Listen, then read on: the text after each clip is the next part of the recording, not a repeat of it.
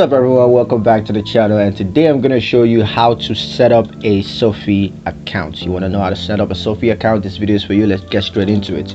Now the first thing you need to do, of course, is to download a Sofi mobile app. So you could just go to the App Store for iOS devices or the Google Play Store for Android devices and just search for Sofi and select the app that you want to click get or download to install the app.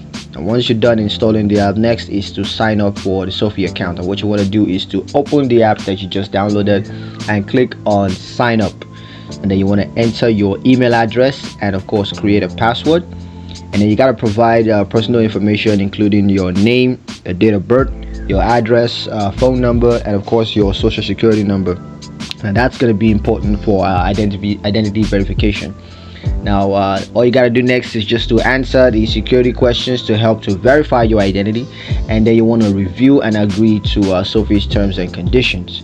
And once that is done, the account is open and you're good to go. So that's pretty much it for the video. Hope you guys liked it. If you found it useful, if you did, like the video, comment down below, let me know what you thought, share the video with your friends, and of course subscribe to the channel if you haven't done so already, because that helps us out a lot.